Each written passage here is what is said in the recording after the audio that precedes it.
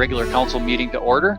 And I would like to go ahead and have everybody stand for the Pledge of Allegiance. If you notice that Councilman Pat Becker has put up a flag, so we'll go ahead and if you could stand, and I will lead everybody in the Pledge of Allegiance. I pledge allegiance to the flag of the United States of America and to the republic for which it stands, one nation, under God, indivisible, with liberty and justice for all. Thank you all.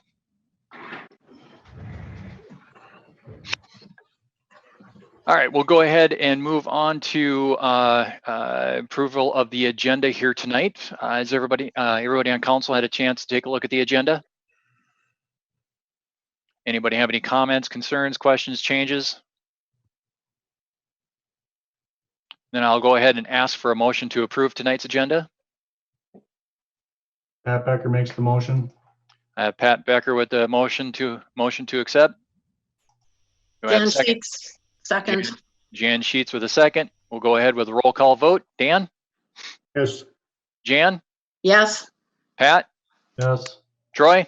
Yes. And Brent with a yes, so motion carries. Agenda has been approved. On to tonight's consent agenda. Anybody have any questions, comments, concerns? I'd like to make a motion to approve the consent agenda by Dan. All right, I have a motion to approve the consent agenda by Dan. Do I have a second? Troy with the second. I have Troy with a second. We'll go ahead with a roll call vote. Dan? Yes. Jan? Yes. Pat? Yes. Troy? Yes. Brent with a yes, motion carries. Consent agenda is approved. Move on to next item on the agenda would be the 2019 audit report with Steve and Natasha from Bergen KDV. Fantastic. Good evening. Can you hear me, Mr. Mayor? Yep, we can hear you fine. Great. Thank you. Thank you. Thanks. I believe I can share my screen. I do have a PDF of the PowerPoint presentation, so maybe I will see if we can get that to work as I'm introducing myself here. I'm Steve Wishman from Bergen KDV, and it's a pleasure to be here tonight under new format to present the audit results. Can you see the audit presentation on my screen? Not quite yet. Okay, let's see here. Let me look for there If it is. not, I can open it up on mine. I think I might have just got Hey. it. So All right, perfect. Good deal. okay, fantastic. Yeah, thanks for again, I'm Steve Wishman from Bergen KDV, and my goal tonight is to walk you through the audit results. I think you'll find them everything to be very much in order. It was a successful year, a few changes financially that I'll walk through. Probably the biggest one being the sale of the apartments, and kind of walk you through how that particular action worked as well. So I will pause briefly after each slide to allow anybody that wants to ask a question or make a comment, and just very briefly on that. So get started with, let's see here. Make sure, for some reason I'm not, there we go. Okay. So again, the auditor's results are comprised on this particular PowerPoint slide. There are 2 audit reports issued, which is similar to prior years. There's one communications letter, which is the charts and graphs that I have in this presentation. And then there is a report on some of the compliance aspects with government auditing standards, and then the Minnesota Legal Compliance Audit Guide. This is a summary of the results, if you want to say, for the opinions on the financial reports. Again, a reminder that our job as auditors is to come in and audit the information that's presented to us by Cindy and her team. And again, we look at the information, we make sure it's accurately coded, it's for the right amount, and the proper approvals and the proper internal controls surrounding that. We then report in these financial statements, both 2 levels of financial statements. So we do a variety of things. We do confirmation of balances with the banks, a lot of confirmations with the counties, with Meeker and Stearns County for property taxes and assessments, things of that nature, and then testing of various transactions and contracts that you have in place.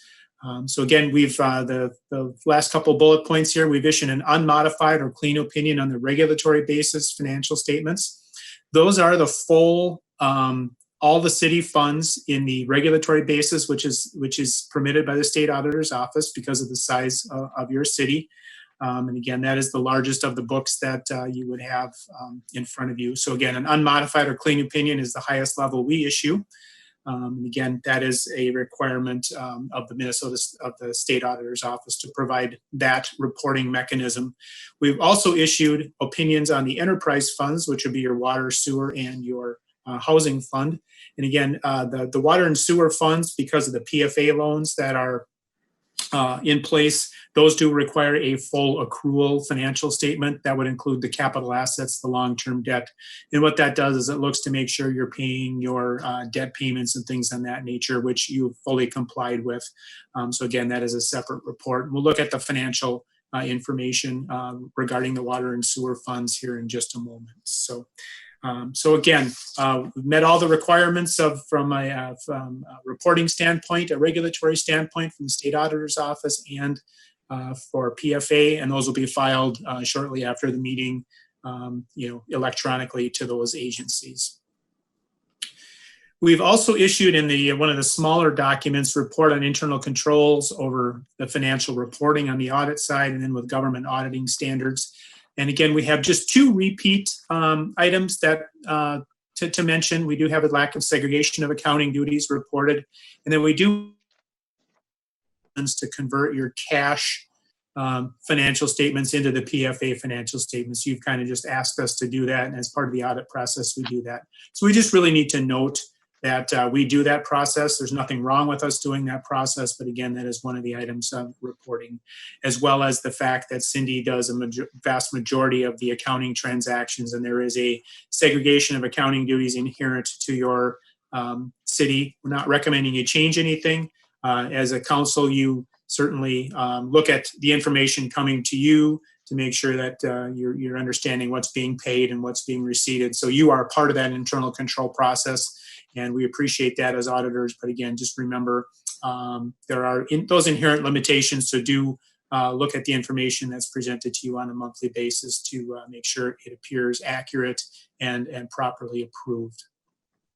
As far as the compliance with government auditing standards, again, that would be looking at to make sure that you paid your PFA loans and things of that nature with the various grant agreements. And again, there were no compliance findings there, so that would be reported in that document as well. Finally, the Minnesota State Auditor provides to all CPA firms in Minnesota a report on Minnesota Legal Compliance Guide. That looks at collateralization of deposits, looks at bids and quotes, variety of other statutory compliance items. And again, we look to make sure that you're following those. It is not comprehensive with every statute that is in place that a city must follow. But again, it's based on that guide that's prepared by the state auditor's office. And there were no findings to report there. So you follow the proper bid and quote procedures, were adequately collateralized, things of that nature. And then finally, before we get into the financial information, that communications letter just talks a little bit about some of the required communications. It does have the financial analysis that we'll be going through. Just in very short order, there's nothing in the required communication out of the ordinary. We received full cooperation of the city staff, looked at everything we wanted to, and we're very well prepared for the audit process when we were out to do that work. So appreciate that all very much. We will now just talk a little bit about the financial analysis. The general fund is the major operating fund of the city. And for 2019, revenues did increase about $71,000 to $1,070,956. As you see over the 5 years, about $917,000 was the low and the $1,070,000 was the high point. So a very active year, if you want to say, on the general fund. The expenditures or disbursements, $944,492. That was up about $66,000. We'll talk a little bit about the increases there in just a moment. And as a result of some transfers in as well from the sale of the apartments, the cash fund balance did grow from $846,000 up to $1,111,526. As you can kind of look back, then that third bar or the dark red bar Low point 5 years ago was about 636,000. The high point 1,111,526. So you've seen significant improvement on your cash reserves, if you want to say, in the general fund, which frankly, with the uncertainties of tax collections with the pandemic, you're certainly in a good spot to be able to weather this temporary storm, if you want to say, of maybe some delayed cash collections and tax and assessment collections. So I think you should feel very comfortable that that is a good balance, not excessive by any means. And again, you'll probably need to utilize some of that in the next few months. Just to give you an idea, that 1,111,526 is about 14 months of your operating disbursements. You have a minimum goal of 6 months, so you do meet and exceed that, and you've basically met and exceeded that the last 5 years. So again, very healthy analysis of the general fund. And again, as I mentioned, your major funds, operating funds, are your general fund, and then your enterprise funds, water and sewer, which we'll talk about here in just a moment. As far as the general fund receipts, again, I mentioned about $71,000 increase, and just a couple highlights here. Number one, your tax levy stayed consistent, and the collections are about $500,000 compared to $507,000. There are some delinquent adjustments, just some timing things there that made that slightly lower than last year. Your charges for services were up a little bit from $83,000 up to $105,196, mostly due to fire protection contracts. And then the largest change was the other, which includes investment income. That increased from about $64,000 up to $131,000.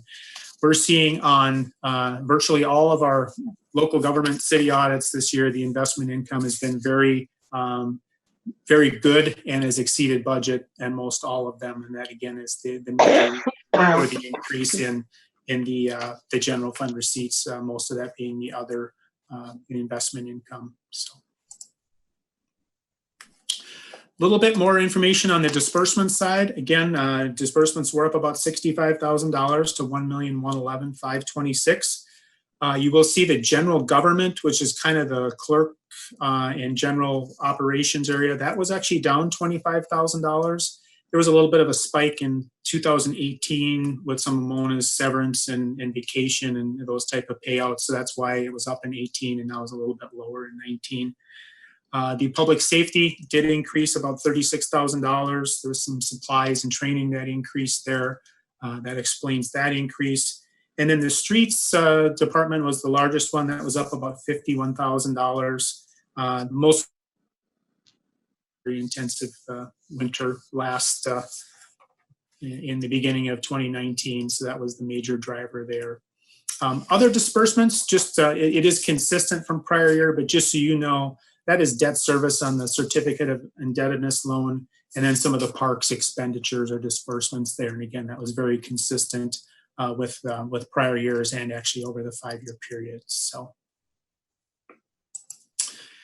as we pull all that together on the general fund, we always like to look at where you budgeted, what the actual was, and how close you were to budget. So just a couple comments there. Your receipts were over budget by about $69,000, and essentially right above that $69,653 is the other income of investment income. That was $61,000 of the $69,000. So again, the major driver there.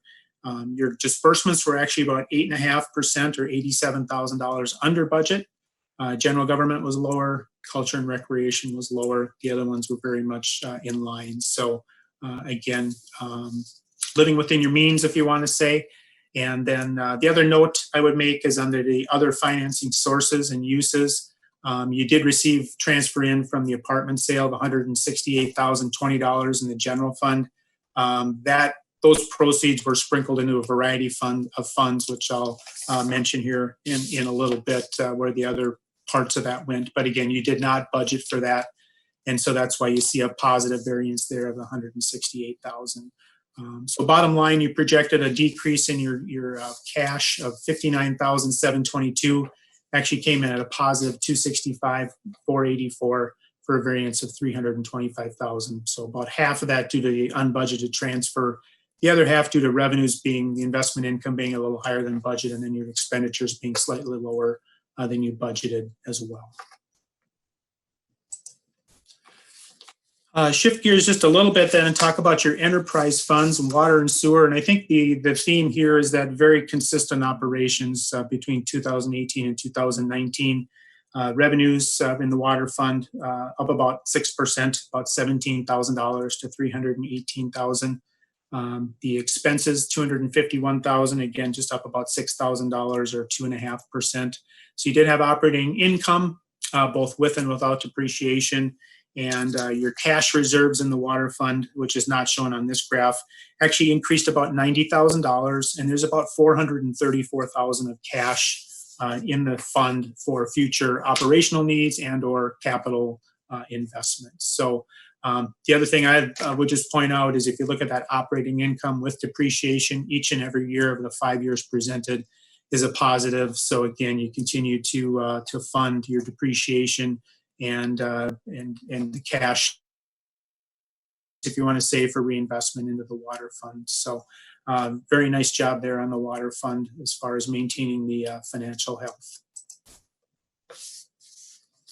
Sewer fund, again, fairly consistent operations. As I mentioned, the revenues are up about $8,399 to just under $200,000. Your expenses were actually lower this year, $154,570. There was a lower in the wages and repairs and maintenance. So it's kind of back to that 2016, 2015 expense level. So it's with 17 and 18 being a little bit higher years than the other three. So again, operating income of $44,859 with depreciation. The cash did increase about $8,745 after payment of the debt service costs, which amounted to about $102,000 in the water fund and the sewer fund, excuse me. And I should mention the debt service payments in the water fund were about $128,000. So again, it funded that as well. And the cash position in the sewer fund, $359,000. So again, up just a little bit from last year. So all moving in a positive direction. And as you see, the last couple of years, you've had operating income with depreciation, including the depreciation. So that's certainly a good sign in 3 of the 5 years. So again, the sewer fund's a little more capital intensive, so the depreciation expense is a little bit higher in that particular fund. The last fund I'm going to cover is the housing operations. Now, again, in 2019, that the property was sold, so the fund was technically closed out, but it does show the revenues at $107,000. Your expenses were about $90,091, and there was a surplus, if you want to say, of $17,866 for the year before it was sold. So the proceeds, and I don't have it on the slide here, but the proceeds of $725,000 paid off the loan that was outstanding on it of about $162,000. It then transferred funds to the general fund, as I'd already mentioned, by about $168,000. It also transferred $353,000 into the business incentive fund, $100,000 into the park fund, and then $23,000 into the EDA fund. So all those funds have been accounted for. They've been transferred into some of the other funds of the city, which is in the financial statements. We'll show those in the transfers in and out line there. So we did do the audit work on that to make sure all the money ended up where it should have been based on your council's wishes and in the minutes. And again, that was verified to be accurate. So just wanted to mention that as well. So.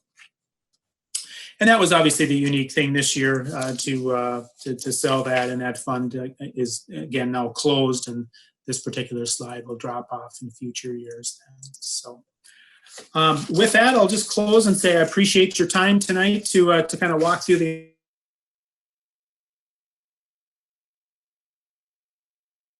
city is in very good cash financial position, and which might be needed more than ever with the times we're in right now. The enterprise funds are operating with the surplus, and again, Cindy was well prepared for audit. We appreciate that, and with that, I'll just close and say I'm happy to answer any questions you may have, clarify anything that I maybe mentioned, or anything else that I can answer for you tonight.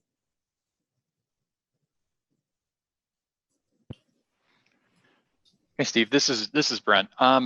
Just one quick question for you, and this is more really pertaining to the audit, but are you noticing with any other cities you might be doing audits for, them kind of, having having a reserve fund at similar levels of what we have here in Eden Valley? So when you say reserve fund, you mean the general fund Yeah, reserve specifically yeah, you're talking about, or other? yeah. I'm Okay. sorry, I should have been a Sure. little more specific. No, that's fine.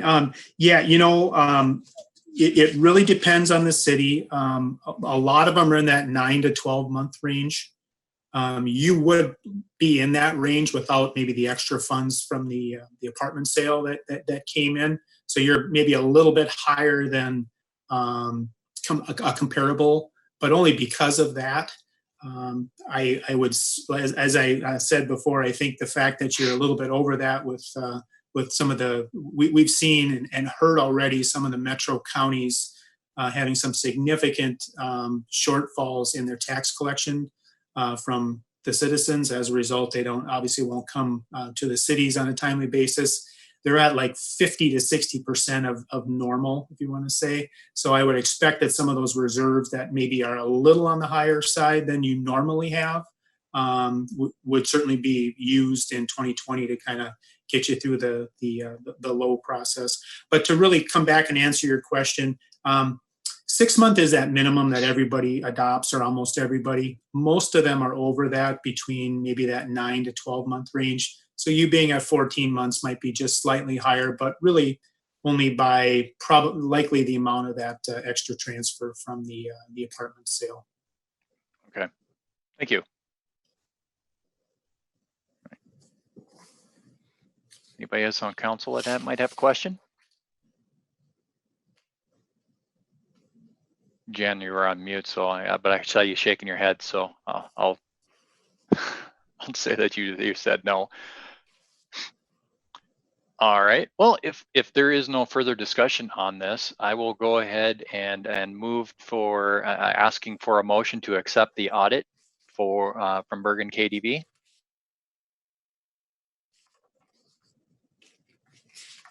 Pat Becker with the motion to accept the audit.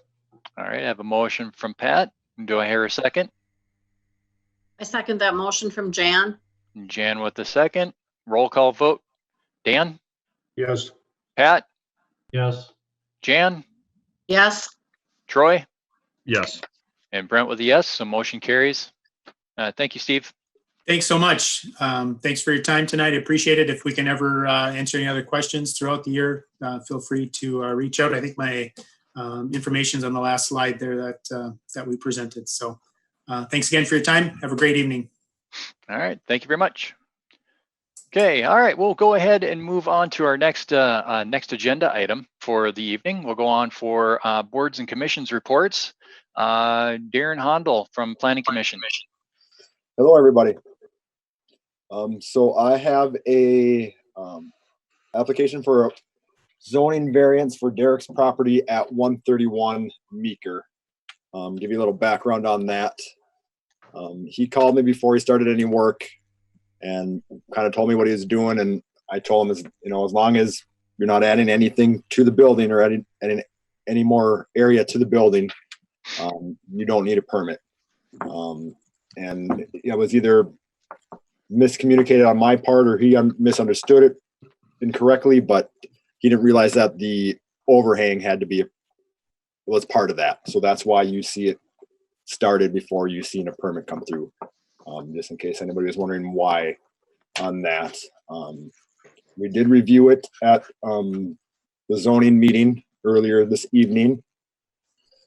We didn't really have any questions on it or anything. We reviewed it. We went through the variance guidelines in our book there, and it matched ours, met all those requirements, and we voted 3-1 to approve it. I can go through that criteria for you guys if you want to. You'll need to do that, Darren. We held a public hearing. Because this is a variance request, you're going to have to go over those on your findings of facts. Okay. So it's property is zone commercial reserve, and the surrounding property is also the same. The land usage is commercial. The surrounding properties is commercial and residential. His lot size is 50 by 140. Required setbacks is 20 feet from the front of the property. Required considerations is that the subject building is designed to have a setback of 13.5 feet. So now when we get into the zoning book, 105.170 A 2A, the property owner recently purchased the property and acquired the unique property of only 50 feet deep. So we're saying that the 50-foot depth of that property is unusual for a building and unusual for being able to do anything to make it look nicer, to do anything to that building. Purpose of the overhang is to stop rain as well as cosmetic. Without the variance, they would not be able to do this. No special circumstances. The building already existed. The building setback itself was at 21 feet. The building is similar to all the neighboring properties that sit on Highway 55. The variance is minimal to the structure is the minimal that the structure would need. And it would not be detrimental to anything. And it would enhance the character of the neighborhood. And there was no economical decision or considerations in the decision. So that's pretty much it in a nutshell. Anybody have any questions on that or need any clarification on anything? Council have any questions? This is Troy. No, I don't. I talked to Darren just to kind of look for clarity, and I thought he did a nice job explaining it, and appreciate that. Absolutely. Anytime. And the only thing I would add too is that I have to admit that that building is looking phenomenal. It's absolutely gorgeous. Going to be a gorgeous building. Yeah, I'm glad that the Planning and Zoning Commission decided to move forward and allow that, bring that to council tonight for us to vote on. Awesome. Thank you. Any other questions from council?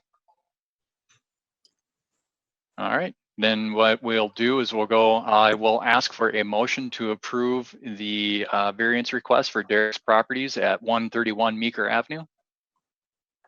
I make a motion, this is Dan, I make a motion for approve resolution 2020-9, approving this variance. All right, I should have read the variant. I should have read the resolution number. Oops, sorry about that. All right, I have a motion by Dan to approve. Do I have a second? This is Troy. I'll second. I have a second by Troy. Roll call vote. Dan, Yes. Jan, Yes. Pat, Yes. Troy, Yes. and Brent with a yes. Motion carries. Resolution passes. And then I just have one other thing for you guys. I am sending out 2 letters regarding tarp structures. There's 2 tarp structures that are being used for storage, one on State Street and one on Coleman Avenue. So those letters will be going out here tomorrow. Just wanted to make you guys aware of that. All right. Thank you, Darren. Yep. All right. Thank you. All right. Anybody have? Sorry about that. Anybody have any questions for Darren? All right. Hearing nothing, we'll go. Oh, I was just gonna say if Karen and Nathan are both with us, if they have anything to add or not. Not, all right. No, Okay, no, I'm good. Thank you. okay. all right. Thank you, Cindy.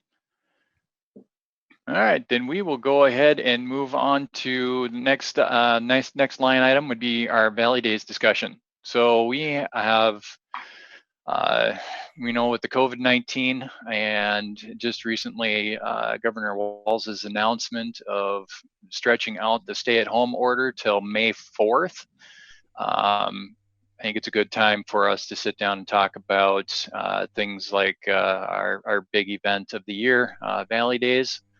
I did talk with, well, I shouldn't say talk, did have an email thread with our chamber members, just basically asking them, different options that we might have. One of the options would be is, obviously, canceling it all together.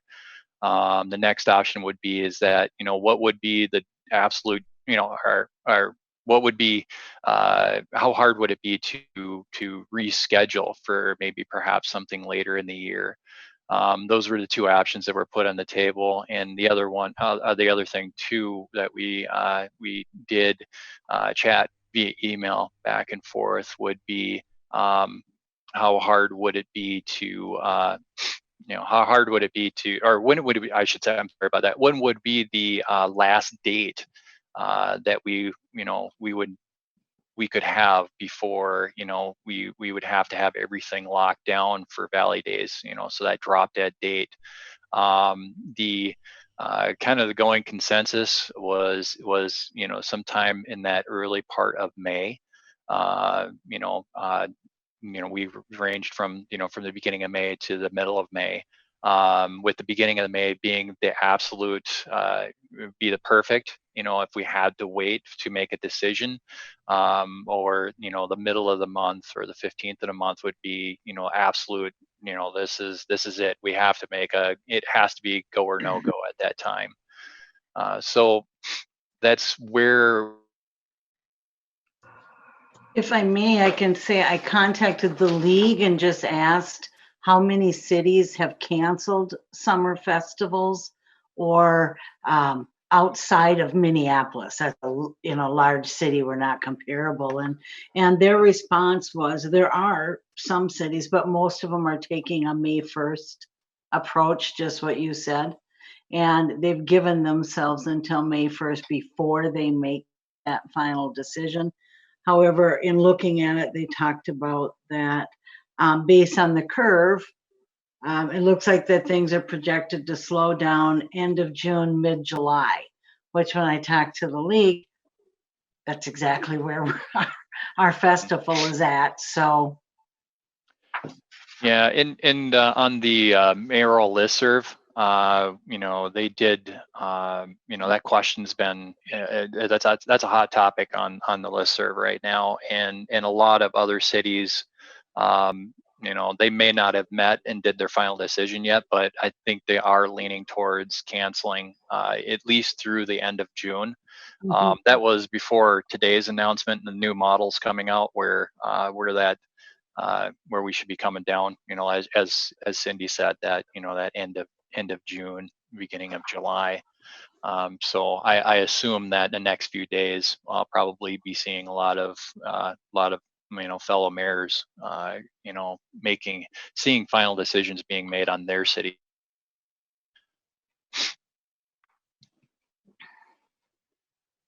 Yeah, this is Troy. I've been doing a lot of thinking and trying to, that in the times that we got right now, that Valley Days is a good deal if it could happen, to bring our community together, despite what's going on. I guess kind of my fear is, you look at all the fundraisers that are done during Valley Days, the different events that take place, and a lot of people depend on that, a lot of programs and stuff, like the Hawks, Fire and Rescue, huge, so yeah, I've been, taking that a lot into consideration, and I've talked to some different municipalities, what's going on too. And yeah, they're into that, June, end of June, they've canceled things out. So, yeah, I guess that's my thought. I'm just kind of concerned with the whole thing and just want to do the best thing that we can for the community. Yeah, absolutely. Did the Valley Days committee, that core group, did they weigh in on the discussion at the Yeah, they have, we, not just the chamber board, but also the Valley Days Committee. We've all been exchanging emails back and forth, and yeah, I mean, we're, both the committee and the chamber, are very firm in the belief that, public safety comes first. And then also taking a look at when we're going to be hitting that peak and coming off a peak of not triggering another wave of infections. Last thing we need to do is have Eden Valley become ground zero for the second wave of this pandemic. Not that it would ever happen, but just we don't want to put not only our residents but all during that weekend in any type of jeopardy or any risk of contracting this. I did. Judy is on the meeting here too. She did ask to be as a member of the committee itself. Judy, I'll go ahead and I think you had a few things you would like to bring up too. So I'll let you recognize you and let you add to the discussion if you'd like. Okay, can you hear me? Yep, we can hear you. Okay. You can turn your camera on now if you want. No, that's okay. Okay. Okay. All right. So everything that you said are things that we've talked about and have agreed with, that we just don't feel it would be responsible to go forward with our Valley Days this year. Rescheduling brings a whole new host of issues and problems trying to get everybody rescheduled. We are dependent on the Lions Club funds. And I just spoke with someone there today, and they're saying that as of today, would have no funds for us. After the bars opened, then they could go. And so that's kind of where we're sitting in that area. We wouldn't really be able to do anything until the bars open and get their pull tabs going again. Good point. That's a very, very good point. Good point. So I guess that's all that I have to say. Other than that, I agree. We just really need to look to 2021. Yeah. All right. Well, thanks, Judy. Any further points of discussion? I think I guess I have, oops. this is Dan. I think the financial part of this is big for the community. Lions, they'll definitely be short of money and things like that. But also, I agree with Troy. We got to look at safety also. Safety is a big part of this, and if we put something together and even the end of June and this virus deal is pretty much done, hopefully, but not quite, and we bring a bunch of people together and start spreading again, it will not be very good. So I think we should look at very serious at canceling this one. Okay, thank you. Pat, since you're an active fire and rescue member, and I know Valley Days is the Fire Relief Association's biggest fundraiser of the year.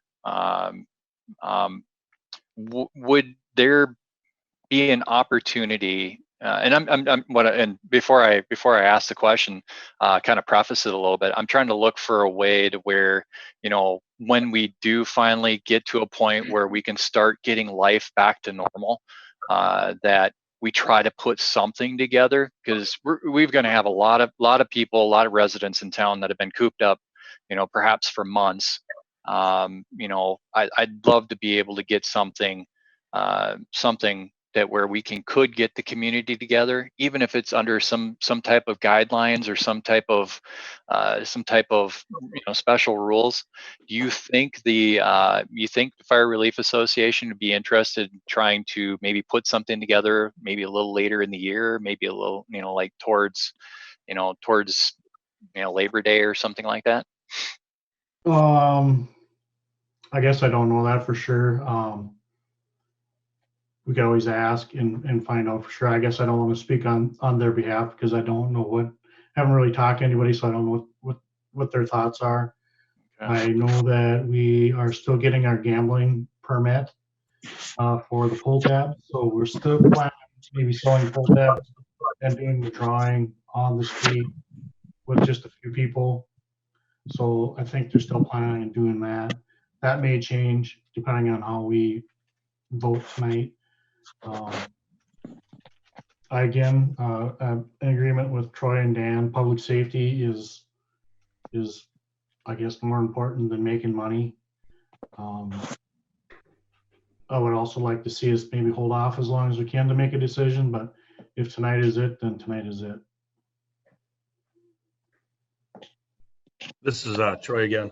I think maybe, if depending on if we vote on it, how it shakes out, another opportunity, maybe not a Valley Days type celebration, but that National Night Out. That would, that's later on, quite some time later on. And I know in our neighborhood, it's a big hit. A lot of people attend it, and I think whenever this thing blows over, hopefully by then for sure it does, that maybe that could be an opportunity to reach out and get people back in the neighborhood, out visiting and talking and that kind of stuff. So maybe that might be a good push this year too. The other thought I had too was the park opening. I mean, we're gonna have maybe have a soft opening, maybe not, and maybe not even have a full opening, but if you wanted to combine the park opening with some kind of a event or festival, that might be worth contemplating. Yeah, it sounds like we've got, there's a few different options we've got that potentially we can go with. Yeah, I mean, I think the whole soft opening and actual launch of the park this year is definitely up in flux. Would you agree with that, Dan? Definitely. The soft opening was going to be in early May, and I think at this time we got to call that off. And I think Pat's got an idea there, maybe anyhow, that when we were going to have the main opening in mid-July, it might be something to shoot for if this virus deal goes by. Maybe Yeah. the fire would be willing to do something there. Sorry, Zach. Would be willing to do something there to sell and get, the Lions in to make hot dogs, whatever, Some of the There's always that Hawks do possibility. something with whatever they do, the burgers or whatever, you can throw something. Won't be the same as Valley Days, but it'll be something to bring people out to say we're here and we're doing well and we're, we all made it through, and we're on, we're coming out the other side, and I don't know, I would hate to, not try to put something together for the community. I mean, we've asked our community to sacrifice so much, these last few months, and it would be a shame not to do something to recognize, the effort that, our citizens, our business owners, everybody that's putting into, to protecting themselves, protecting their employees, I mean, it heartens me that, how the city has taken what the state and federal government has asked of us to do. You're here. So, all right. Well, Zach, did you want to say something? I was just going to say that I think having something in the fall with the new park would be, instead of, if we can't have Valley Days, we'll shine a little bit of light on the town, maybe. Yeah. Put our efforts on that. And then isn't this, Judy, you can tell me the train that comes by this year, put our efforts into that. And, that could be two big events. Yeah, absolutely. Oh, it's even though the train's in the winter, I mean, we can definitely pour a lot into that too, and make that, try to see, we have a good turnout during the train every time that it comes through. We could see if we can, make a goal of trying to double the size of it this year. Yeah, rev it up a little. That's right. All right, so we got the, this is that decision. I'll be honest with you, out of everything on the meeting, for our meeting tonight, this is probably the hardest decision that I'm having to make ever in my time as mayor of town. But yeah, I just it's I think we'd make the right decision. So I will go ahead and put out there any last thoughts of do we want to can't just go ahead and pull the plug on it now, or do we want to wait? I'm thinking that I'm seeing from or hearing from the rest of my council here that we're leaning towards pulling the plug, right? Yeah, As I look at the agenda, I go down to departments, and under Cindy, we have the liquor license, 1 to 4 day liquor license for the fire and rescue. So I guess if we close it down tonight, that makes that decision for that particular license. That was done on, that was actually done on purpose. So, all right. Dan was gonna say something, maybe. Oh, yep. Oh, I totally agree with you. The safety of the public is what we need to consider. And I do like the idea of probably having something later on to do with the park or with the holiday train. Okay. All right. Well, let's go ahead and do this then. Oh, was there somebody else that wanted to speak? I wanted to make sure. Nope. Okay. I will go ahead and ask for a motion. If nobody wants to, I will. Well, you know what? I will go ahead and do it. I will go ahead and make a motion that we move forward with notifying the Valley Days Committee and the Eden Valley Chamber Area of Commerce that we are officially going to cancel Valley Days for the 2020 year. But I'd like to also add that I would make the recommendation to both the Chamber and the Valley Days Committee to look at what kind of a mini event that we can put on right around the time when these restrictions get lifted and we can start gathering together again as a community. Whether it's an opening of our park or whether it's something we do for National Night Out. And then also look at doing something for, something bigger and more grand for our holiday train this year. I know that was a long motion there, but I want to make sure I get it all covered. So I have made the motion. I'll ask for a second. This is Jan. I'll second that motion. All right, Jan with a second. Go ahead with the roll call vote. Dan? Yeah. Jan? Yes. Pat? Yeah. Troy? Heavy heart, yeah. And I'll echo Troy's sentiment there. This pains me to have to say yes to this. Motion carries. Yeah, I will. I'll work with Judy. We'll start moving forward with canceling Valley Days this year.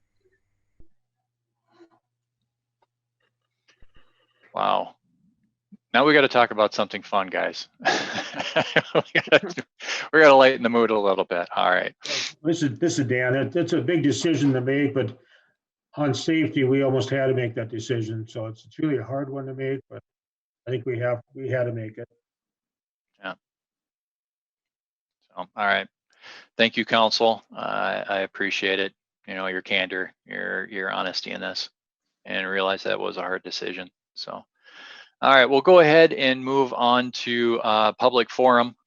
So for the public forum tonight, since this is a virtual meeting, I do see that we do have a few people that are in attendance on this meeting. I would go ahead and open it to the floor right now for anybody that wants to make any comments or has anything they would like to discuss.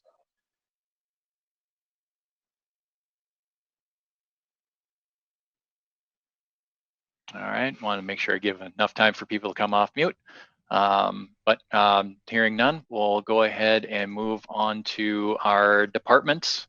department readouts. It'd be time for Cindy. Obviously not the liquor license. You have the bills. That was an additional that I sent you. The list of bills for the month of March, totaling 62,650,101. All right. I'm going back to resolution 2020-10. Do you need a vote on that, Cindy, to vote that down, or are we just not going to move forward with it? We're just not going to move forward with it because you're not voting it down. It's just not going to be presented. Okay. Yeah. All right, then go ahead and move on for the approval of the bills. Anybody on council had any questions? This is Jan. I did. There's a bill here for the lumber company for $8,275, and it says step ladder. I don't understand that. Is it just redoing the outside of the building? Yes, it's for everything. And when I list all of the things, it only fits on this piece of paper, so many things. Looks like a really expensive step ladder for the community center. Yeah, really. About 7,000 of it is the siding and the payment to Lars, as well as the gutters on there as well. And here as well. Okay. That answers my question. Thank you. All right. Anybody else with any questions? All right, hearing none, I'll ask for a motion to approve the bills. This is Troy. I'll make a motion to pay the bills. All right, I have a motion by Troy. Do I have a second? Second by Pat. Second by Pat. Go ahead with the roll call vote. Dan? Yes. Jan? Yes. Pat? Yes. Troy? Yes. And Brent with a yes. Payment of the bills is approved. All right, I have the floor scrubber. You should have gotten that as well in your packet. I have to find my notes here. Judy sent me, it's done through the Global Industrial. It's a walk behind electric, and it has some buffing pads that we have to order with it. The cost for the machine is $16.99. And this would be for use at the community center. Okay. This is Dan. Where was that quote? Where are they from? This company? This floor scrubber. Is it an online purchase or? Yes, I believe so. Judy, you're there? She's still there. Yeah, yes, I am. I gave you all the paperwork, Cindy, so. That was an What's the online location? order, correct? Online? Yes. Okay. This is Dan again. The only question I got on that, where do we get service if there is a problem with it?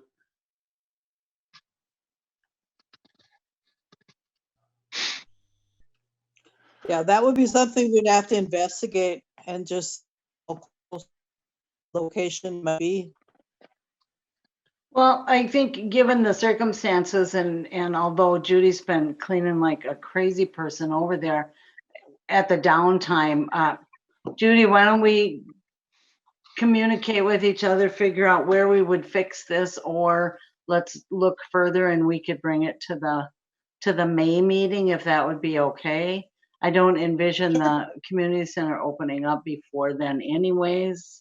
Certainly not before the Yeah, May we've got some 4th. time to look at it, and we can see if there's a similar machine that would be serviced more locally. Yeah, Maybe talk to Nancy McNabb again, because she was one that referenced the machine similar to that, and see where Casey's gets theirs. yeah, and where they have it So- serviced. Okay. Right. This is Dan Sounds again. good. This is Dan. Don't get me wrong, you definitely need a scrubber for the event center. I definitely want that, but we just gotta make sure we buy where we can get service and parts locally and things like that. Perfect. And I talked with Keith at Tom's Carpet, and he was gonna check into what kind of scrubber really would work nice on there.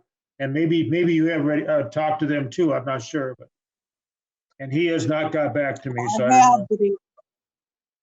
Yeah, I have spoken with, but did a scrubber. He was talking steam mop, but that's not what we need to use.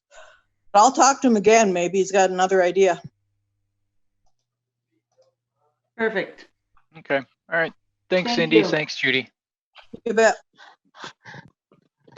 All right. So now we'll go ahead and go on to Chief Junker. Remember to come off mute. There we go. How's it going? It's going pretty good. How are you? Well, I don't know. I was thinking, Eden Valley was established 1894, 126 years of city being here. We're canceling Valley Days. I'm not really excited about that. Tough decision for you guys. Can you guys hear Ernie? What's that? He's a little on the soft side, and we're seeing that beautiful forehead of his. Okay. Here, can you hear me better now? There we go. All right, I got my mic here closer. All right, is that better? Perfect. I sent out my reports by email. Did everybody receive that? Yep. Okay. So you got that. If any questions, let me know. Update on the new squad. It is sitting in the old fire hall in the bay. It does have the new graphics on it, so if you want to stop and take a peek at it, you can. We're just kind of waiting our turn to get in to get equipment put in. It's kind of where we're at. It's a hurry up and wait game right now. Other than that, I don't think I have anything else. Question for you, Ernie. How's everything going as far as calls and calls for people just being cooped up at home? It's starting to pick up. The county's seen I talked to you a little bit about that yesterday. The county is starting to pick up. They're pretty busy again today. So, you're starting to see that window where, it's starting to amp up a little bit. I hope we don't see it, but we're still dealing with the normal stuff. We're having dog calls and loud music complaints and, stuff. We're not obviously doing anything for traffic right now, unless it's something really extreme, coming through town. I think Brian had somebody come through town the other day at 60. He did stop them, by the way, because some people are, using this to their advantage and drive with no license and whatever it may be. So overall, it's about the same, but I think the truth is the next 7 to 14 day window is going to kind of tell the tale. And now by the governor extending it to May 4th, I guess we'll see. So far, and I didn't tell the council, we changed our schedules up a little bit. Brian and I try not to double up, so we're getting more coverage. So we're trying to get every day covered if possible, without adding any hours, obviously. So we're not trying not to double up. That seems to be working okay. So far, so good. Okay. All right. Anybody else have any questions for Ernie? I don't have any questions for Ernie, but I had one other item before we go to Zach's lengthy list. I don't know what he has. All right. In the packet, I did put out for cleaning, and you have that in there. I received one quote. Okay. So if you want to look at that, or if you want to bring it to the workshop and we can talk about it more, or if you want to talk about it now. That could be a workshop item. It's already after 9 o'clock here tonight. Perfect. So. I will pull this and we'll put it on the workshop. All right. Thank you. Thank you, Cindy. All right, Zach, how are things going for you? Good. I just want to remind the general public to continue not to be flushing anything except for toilet paper.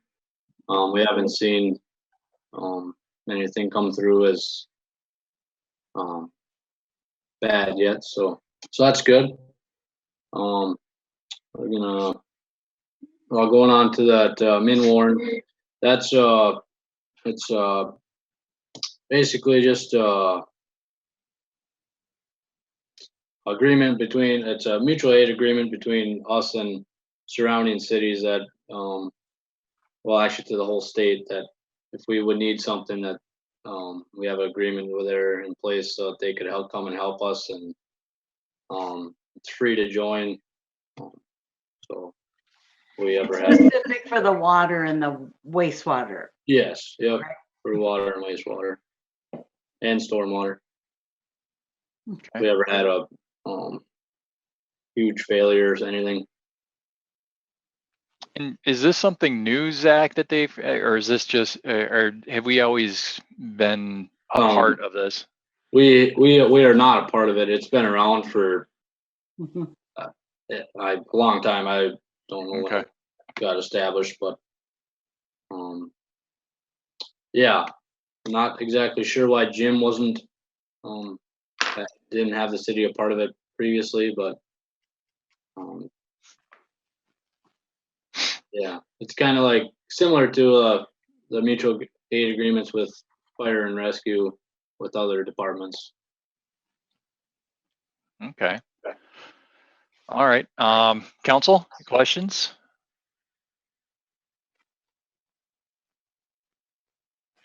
All right.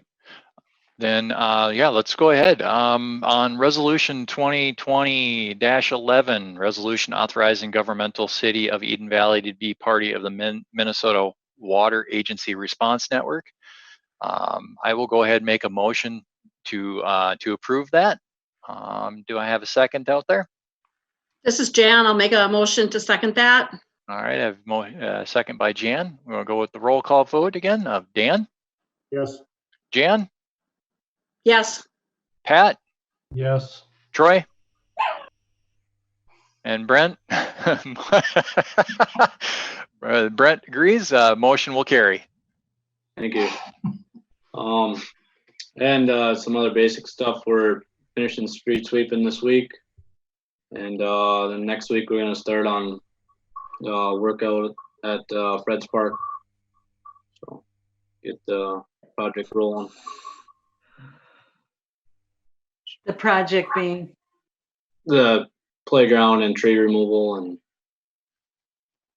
Okay. Zach, you had a question the other night about who you get approval from to move forward on that. Did you want to bring that up here or not? About Just playground and stuff like that. What's that? What, the playground and stuff like that? Well, I just no, I sent out an email on Tuesday. If people could get back to me by Friday at noon, then I can know what the whole crew is thinking on that. crew Was it being the park board. The park board, yes. Yep. Okay. Yeah, I know. Zach, this is Dan. Did you get good response on that? Get enough information back or not? Just from you and Ernie, that's the only two people that have contacted me back yet. So. Randy responded. Oh, did he today? Yeah. Okay. Yeah, and I have not responded yet, Okay. but I kind of concur with the rest of them. Sure. And I'll talk to the other park board members and make sure they get back in touch with you. Perfect. Since I know them fairly well. Yeah. All right. Anything else there, Zach? That's all I got. You guys got any questions for me? No. Anybody got any questions for Zach? No, I just want to make the comment, the streets are looking great. You guys are doing a good job at cleaning up all the gravel. I appreciate it. That's what we're here for. All right. Thank you, Zach. Then we'll go ahead. If nobody's got anything else for Zach, we'll go ahead and move on to other. Something that I did want to put out there is the food shelf is going to be doing a couple extra days during the month for people in Eden Valley Watkins area that are in need. They did an extra day today. They're going to do the next few Wednesdays from 1:30 to 4:30. I can't stress enough, if you out there, if you're, you're running short on your food supply, please come down. We've implemented some social distancing.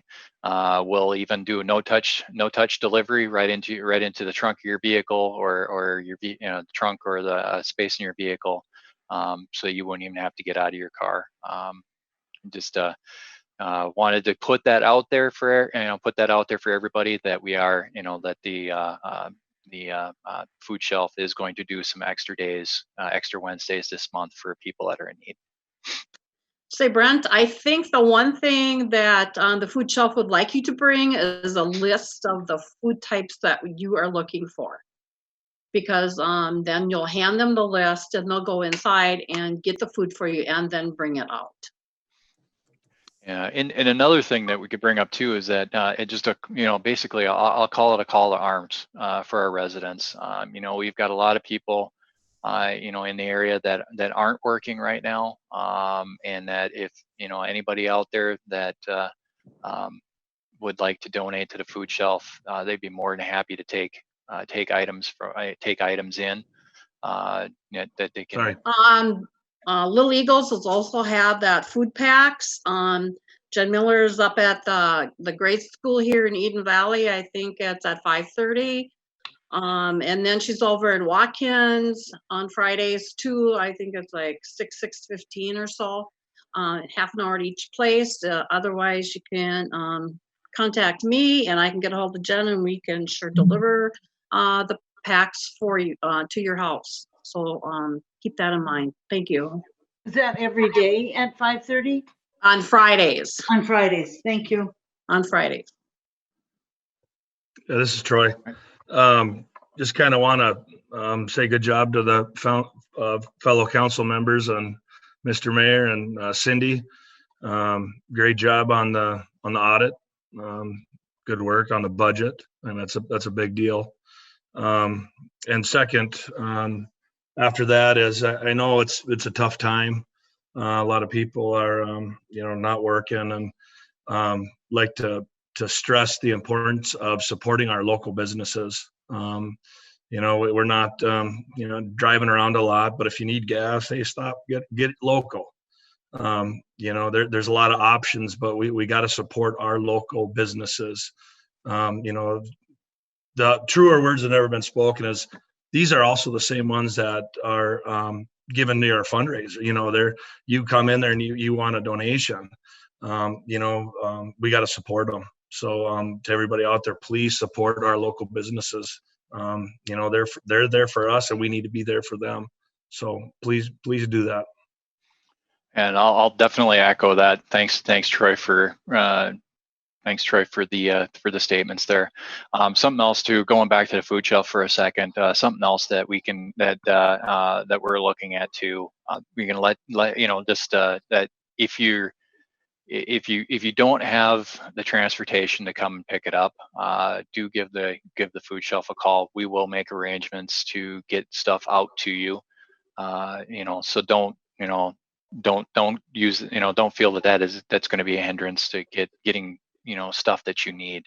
And then something that's just to add on to Troy's comment about shopping local. I was sitting down and talking with my wife Stacy tonight, and we figured it out with the businesses that we have here in town now. You can actually get pretty much everything all the necessities you need, whether it be at Dollar General, whether it be at Jack's, at car repair. We've got Thunder Valley outside of town. If you want, granted you can't go in and sit down in a restaurant and eat. We've got Valley Inn that's doing takeout. We've got Eddie's doing takeout on weekends. We even got Dino's outside of town. I can't stress enough. These are our neighbors. These are our friends. And to Troy's point, they're the ones that really, they step up when when we ask for donations for different projects that the community is involved with that requires money. Let's do an effort and at this time let's return the favor if we can. Thanks, Troy. All right, anything else from the council? Any last comments? All right, then we'll move on to upcoming meetings. I know I did put on the books that we weren't going to do a workshop this month, but I would like to put out there. Does anybody on council want to do a workshop this month yet? Or we can just just because of everything going on, kind of give a little bit of a breather. If something emergency comes up, I can always pull an emergency meeting together if we need it. This is Dan. I think that's a better way of doing it, Brent, if we call a meeting as we need it. Okay. Is there anything else we would need a workshop for? Yeah, the only thing that I have down here that for possible things for a workshop would be the floor scrubber and the bidding, and then I'll The what? the bids for the cleaning. Oh, got it. We also have to go through the state building code yet too again and see what we want to do about that. Okay. I do have one. If you're not going to do a workshop, I just have something then to ask you for put on tonight. And that's just about the 2021 project. We had talked about the next step for that project would be holding a public hearing, and that public hearing would be at the May meeting. Now, you can do the public hearing, which is the next step we have to do, and then you still can choose not to do the project in 2021. But if we don't hold this public hearing and we come around to the PFA and they say, hey, there's this funding and there's a grant, oh, but hey, you didn't hold the public hearing, so now you're not eligible for it. So on the one hand, we need to do it. On the second hand, it doesn't lock you into the 2021 project. I would say we would go ahead and just do the public hearing on May 6th, and because I assume that we can do it in the same format that we did tonight for the Board of Appeals. Absolutely. Yeah, then I see no reason why we couldn't just do the public hearing on our May 6th meeting and make a decision there. Make a decision. Yeah, and the reason I have to is because we have to publish it twice in the paper, and we have to do a mailing to all of the people who would be affected by an assessment. Yeah, then May 6th even makes more sense, because then that gives you enough time to get the notices out and get the mailings out. Okay, thank you. Mm-hmm. Unless council, I kind of did an executive decision there. Council, you okay with that? I'm fine with it. Okay. Okay. I'm All right. okay with it. All right. Then what we'll do is we'll go ahead. Yeah. Then we'll just do. If we need to call a meeting, I'll call a meeting. And then we'll just keep. We won't. We'll keep the May 6th meeting, and we'll drop the workshop for April. So, all right. If nobody's got anything else, I'll go ahead and ask for a motion to adjourn. This is Jan. I'll make a motion to adjourn. Okay. Motion to adjourn by Jan. Second. Second by Pat. Second by Pat. Boy, that was kind of a delay there. All right, I'll go with the roll call vote again. Got Dan? Yes. Jan? Yes. Pat? Yes. Troy? Yes. Brent? Yes. Motion carries. We're now adjourned.